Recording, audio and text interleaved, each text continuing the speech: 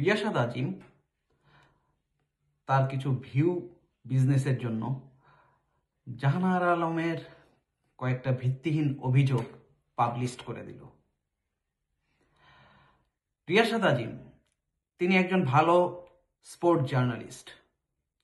আমরা তার অনেক ভালো ভালো রিপোর্ট দেখেছি, সেগুলো ভালোই ছিল, কিন্তু তার জানা উচিত ছিল যে স্পোর্ট জার্নালিজম এবং ক্রাইম রিপোর্টের মধ্যে পার্থক্য আছে।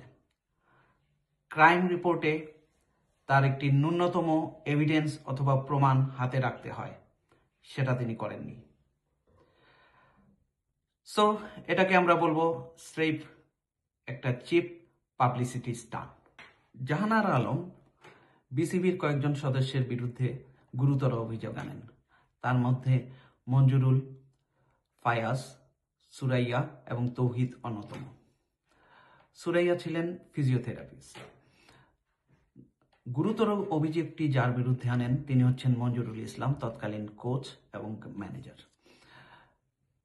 2022-এর উমেন ওয়ার্ল্ড কাপের প্র্যাকটিস সেশন, তখন মঞ্জুরুল তার কানের কাছে এসে বলেন, তোর পিরিয়ডের আর কয়দিন?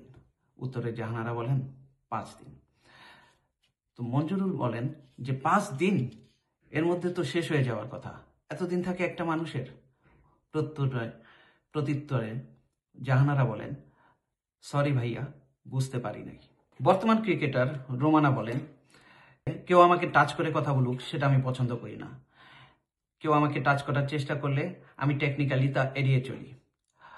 আর একদিন প্র্যাকটিস সেশনে মারুফা ক্যাচ মিস করে, তখন জ্যোতি, বর্তমান ক্যাপ্টেন, তাকে বকাঝকা করলে মারুফা কাঁদতে কাঁদতে মাঠ থেকে বের হয়ে যায়। জ্যোতি পুরো কন্ট্রোল করার চেষ্টা করে টিমকে, সে একনায়কত্ব জাহির করে টিমে। এ বিষয়ে মঞ্জুরুলের ভাষ্য। মঞ্জুরুল এ বিষয়ে কি বলেছেন? তিনি বলেছেন এটা একটা ইন্টিগ্রেটেড বিষয়। ইন্টিগ্রেটেড বলতে physio, head coach, team management সব মিলিয়ে যে একটা ডিসিশন, সেটাকে বলা হচ্ছে ইন্টিগ্রেটেড বিষয়। একটা কি প্লেয়ার যখন খেলে না, তখন কোচকে, টিম ম্যানেজমেন্টকে জানাতে হয় কেন সে খেলছে না। আর এ বিষয়ে জাহানারা কেন ওই সময় বলেননি, কেন এখন যখন তিনি টিম থেকে বাদ পড়েছেন?